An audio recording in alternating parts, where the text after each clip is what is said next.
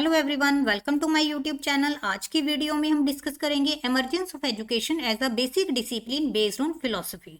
सबसे पहले बात करते हैं फिलोसफी की। फिलोसफी शब्द ग्रीक भाषा के शब्द फिलोस और सोफिया से मिलकर बना है। फिलोस का अर्थ है लव, सोफिया का अर्थ है विजडम। इट मीन्स फिलोसफी का अर्थ है लव ऑफ विजडम, अपनी बुद्धिमत्ता से प्यार, अपने विचारों से प्यार। इट मीन्स फिलोसफी क्या है? नॉलेज की एक ऐसी ब्रांच है जो डील करती है सच्चाई के साथ, रियलिटी के साथ, जिसमें हम सच तक पहुंचने की कोशिश करते हैं, ज्ञान को बढ़ाने की कोशिश करते हैं, क्रिटिकल थिंकिंग के साथ, आलोचनात्मक सोच के साथ। इट मीन्स फिलॉसफी क्या है? हमारी एक विचारधारा, जिसमें हम किसी भी ऑब्जेक्ट के प्रति, किसी भी कंसेप्ट के प्रति अपनी एक विचारधारा बनाते हैं, उसे हम क्या कहते हैं? फिलॉसफी। फिच के अकॉर्डिंग फिलॉसफी क्या है? साइंस ऑफ नॉलेज, ज्ञान का विज्ञान। कांत के according philosophy is the science and criticism of cognition. Philosophy क्या है? विज्ञान है और आलोचना है हमारी मेंटल एक्टिविटीज की, मीन्स उनके पीछे कारण फाइंड आउट करना। हरोल्ड टाइटस के अकॉर्डिंग फिलॉसफी सम अप है एक ह्यूमन बीइंग के बिलीव्स का, विश्वास का और उसके दृढ़ निश्चयों का। जब उन दोनों को हम सम अप कर देते हैं तो वो क्या बन जाता है हमारे पास? फिलॉसफी।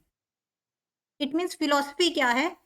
ज्ञान का विज्ञान, मीन्स ज्ञान को जानने के पीछे का तर्क वितर्क, जितनी हमारी मेंटल एक्टिविटीज हैं उनको आलोचनात्मक वे में सोचना और अपनी एक विचारधारा क्रिएट करना, उसे हम क्या कहेंगे? फिलॉसफी। नेक्स्ट आती है ब्रांचेस ऑफ फिलॉसफी। फर्स्ट है मेटाफिजिक्स। मेटाफिजिक्स फिलॉसफी की ऐसी ब्रांच है जो डील करती है रियलिटी के साथ, वास्तविकता के साथ, कि वास्तविक क्या है, एग्जिस्टेंस कहां से हुई, किसी भी ऑब्जेक्ट का या किसी भी पर्सन का ओरिजिन क्या है, कहां से उसकी उत्पत्ति हुई, उसका नेचर कैसा है, उसकी डेस्टिनी कैसी है। इसमें हम सॉल के बारे में पढ़ते हैं, बॉडी के बारे में, गॉड के बारे में, नेचर के बारे में पढ़ते हैं। इन सब की उत्पत्ति क्या, कहां से हुई, रियलिटी क्या है इनके पीछे की। इसमें फर्दर हम 5 सब्जेक्ट्स पढ़ते हैं। फर्स्ट है ऑन्टोलॉजी। ऑन्टोलॉजी में हम स्टडी करते हैं अल्टीमेट रियलिटी को, कि अल्टीमेट रियलिटी क्या है। लाइक अगर मैं बात करूं भगवान की, कि भगवान एग्जिस्ट करता है, तो उसकी अल्टीमेट रियलिटी क्या है? एक एग्जिस्ट करता है या बहुत सारे एग्जिस्ट करते हैं? अगर बहुत सारे एग्जिस्ट करते हैं तो कौन कौन से करते हैं, ये जानना। कॉस्मोलॉजी में हम स्टडी करते हैं मिस्ट्रीज के बारे में, कि हमारा जो दुनिया है उसकी मिस्ट्री क्या है, रहस्य क्या है, जो ये वर्ड क्रिएट किया गया है इसके पीछे का रहस्य क्या है। लाइक हम बात करते हैं आत्मा की, हम बात करते हैं भगवान की, देखा तो किसी ने भी नहीं है, इसके पीछे के जो रहस्य हैं वो सारे हम स्टडी करते हैं कॉस्मोलॉजी के अंदर। नेक्स्ट आता है हमारा कॉस्मोगॉनी। कॉस्मोगॉनी में हम स्टडी करते हैं क्रिएशन के बारे में, कि जो चीज क्रिएट हुई है उसके पीछे की रियलिटी क्या है। लाइक एक वर्ड की इस वर्ड की बात करूं, दुनिया की बात करूं, तो ये दुनिया क्रिएट की गई है या फिर ये इटर्नल थी, मतलब ऑटोमेटिक पहले से क्रिएट हुई हुई थी। स्कैटोलॉजी में हम बात करते हैं सोल आफ्टर डेथ, कि मृत्यु के बाद हमारी आत्मा के साथ क्या होता है, ये स्टडी करते हैं हम स्कैटोलॉजी के अंदर। फिलॉसफी ऑफ सेल्फ, इसमें हम बात करते हैं मैन इटसेल्फ, खुद के बारे में जानना, कि हमारा अस्तित्व क्या है, हमारी उत्पत्ति कहाँ से हुई, कहाँ से हम इस दुनिया के अंदर आए, हमारा इतिहास क्या है, इसके बारे में जानना। नेक्स्ट ब्रांच आती है हमारी एपिस्टेमोलॉजी। एपिस्टेमोलॉजी डील करती है नॉलेज के साथ, ज्ञान के साथ, कि ज्ञान की प्रकृति कैसी है, टाइप क्या है ज्ञान के, कहाँ कहाँ से हम प्राप्त कर सकते हैं, कैसे प्राप्त कर सकते हैं, कैसे हम ज्ञान को वैध कर सकते हैं, वैलिड कर सकते हैं, ये सारी हम स्टडी करते हैं एपिस्टेमोलॉजी के अंदर। मीन्स एपिस्टेमोलॉजी जो ब्रांच है फिलॉसफी की, ये डील करती है पर्टिकुलरली नॉलेज के साथ। इसमें फर्दर हम 3 कंसेप्ट पढ़ते हैं, एग्नोस्टिज्म, स्केप्टिसिज्म, अफर्मेशन। एग्नो में हम बात करते हैं रियलिटी के बारे में, कि जो रियलिटी है वो क्या है, इम्पॉसिबल है, अल्टीमेट रियलिटी हमारी हो ही नहीं सकती कि वो क्या करे, एग्जिस्ट करे।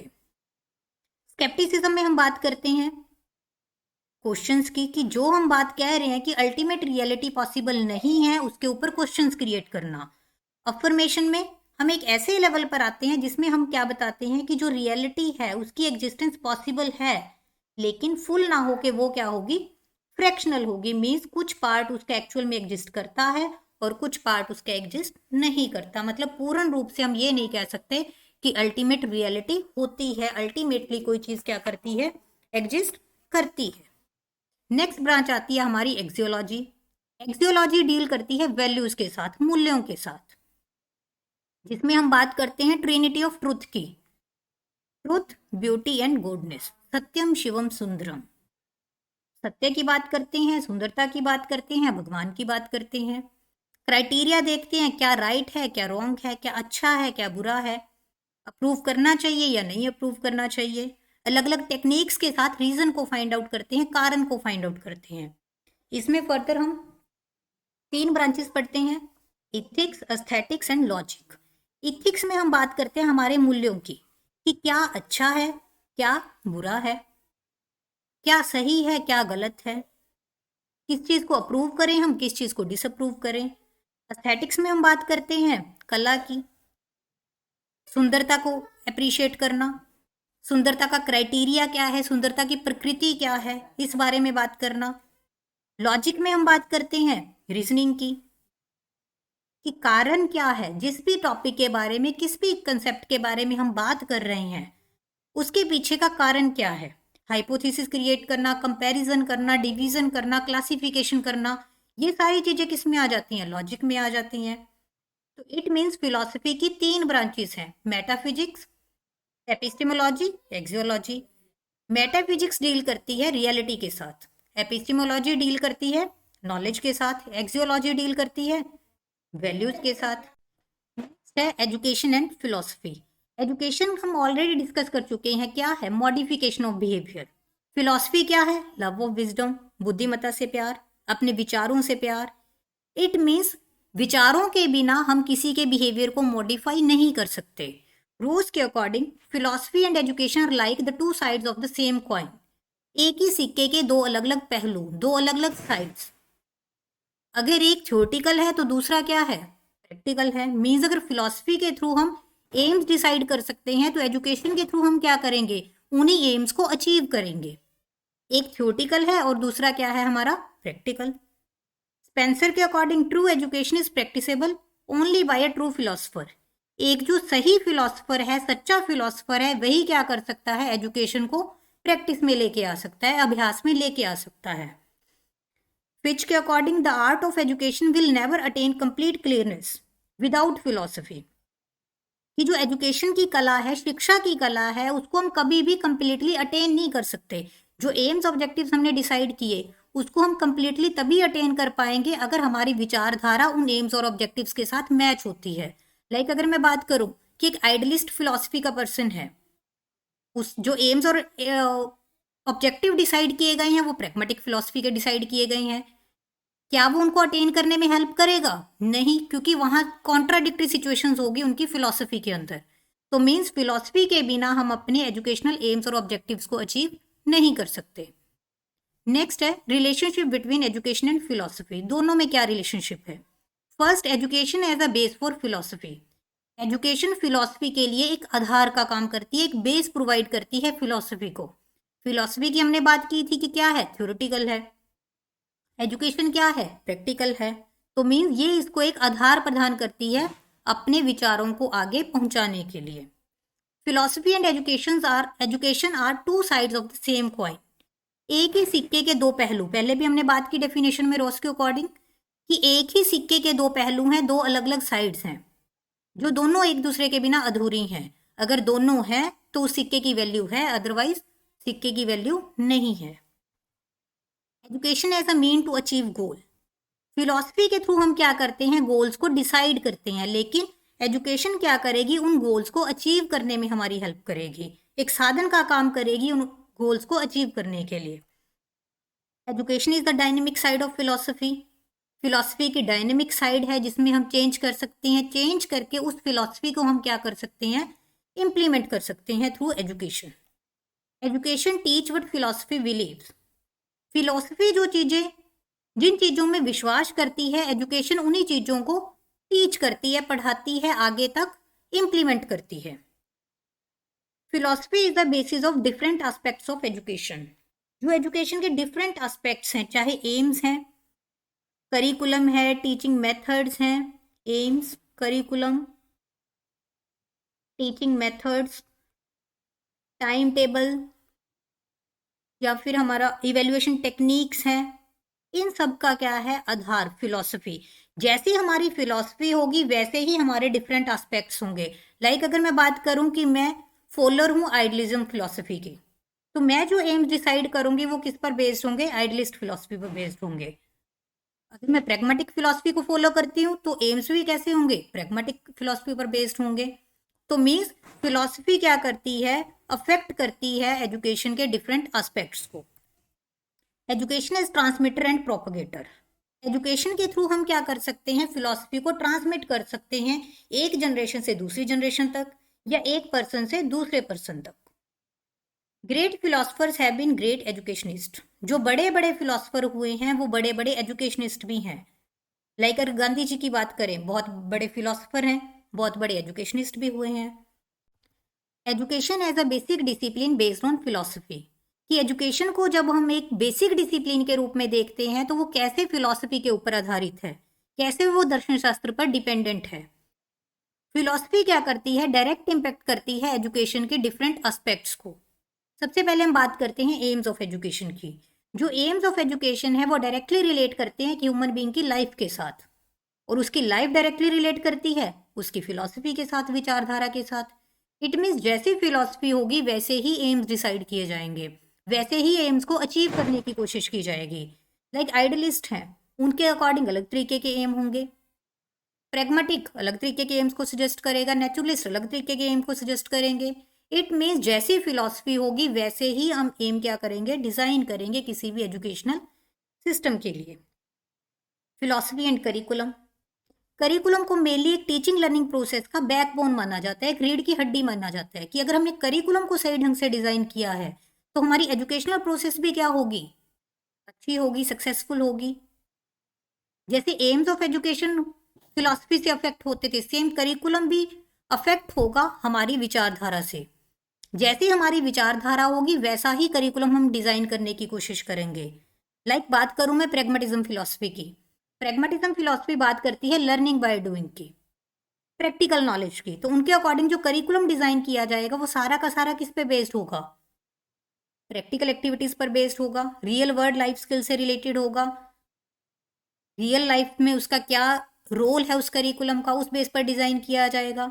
वही नेचुरलिस्ट की बात करें तो वो क्या कहते हैं कि हमने बच्चे को एक ओपन इन्वायरमेंट के अंदर सिखाना है, नेचर के अंदर रह के सिखाना है, कोई बाउंडेड करिकुलम बच्चे के ऊपर हमने इम्पोज नहीं करना। तो इट मीन्स जो फिलॉसफी है वो डायरेक्ट इम्पैक्ट डाल रही है करिकुलम के ऊपर। Philosophy and teaching methods. जैसी फिलॉसफी होगी वैसी टीचिंग मेथड्स होंगे। रोज के according educational aims and methods are the natural consequences of philosophical principles. कि जो एम्स और मेथड्स हैं वो प्रकृति कॉन्सिक्वेंसेज हैं फिलोसफिकल प्रिंसिपल्स की, कि जैसी हमारी फिलॉसफी होगी ऑटोमेटिक वैसे ही मेथड्स हम डिजाइन करेंगे। लाइक प्रैग्मेटिज्म फिलॉसफी बात करती है लर्निंग बाय डूइंग की, तो उनके जो सारे मेथड होंगे वो किस पर बेस्ड होंगे, लर्निंग बाय डूइंग पर बेस्ड होंगे। नेचुरलिस्ट की बात करें तो वो कहते हैं हमने ओपन इन्वायरमेंट में बच्चे को छोड़ना है, नेचर में छोड़ना है, तो उनके जो मेथड होंगे वो उसी फिलॉसफी पर बेस्ड होंगे। Philosophy and text books. जो टेक्स्ट बुक्स होती हैं वो डायरेक्टली इन्फ्लुएंस होती हैं हमारी फिलॉसफी से। बुक का कंटेंट कैसा होना चाहिए, स्टाइल कैसा होना चाहिए, डिजाइनिंग कैसी होनी चाहिए, किस पर्सपेक्टिव में उस बुक को लिखा जाना चाहिए, वो डायरेक्टली रिलेट करती हैं हमारी फिलॉसफी के साथ। जो ऑथर्स होते हैं, पब्लिशर्स होते हैं, उनकी जो फिलॉसफी है वो डायरेक्ट रिफ्लेक्ट करती है हमारी एक बुक के अंदर। जो लैंग्वेज उन्होंने यूज की है वो लैंग्वेज रिफ्लेक्ट करेगी कि लिखने वाले की जो फिलॉसफी है वो कैसी थी। कुछ बुक्स डिजाइन की जाती हैं एक्टिव लर्निंग के लिए, क्रिटिकल थिंकिंग के लिए, प्रॉब्लम सॉल्विंग के लिए। वहीं कुछ बुक्स डिजाइन की जाती हैं ट्रेडिशनल टीचिंग को प्रमोट करने के लिए। तो इट मीन जो बुक का कंटेंट है वो हमें शो करता है कि लिखने वाले की फिलॉसफी कैसी रही होगी।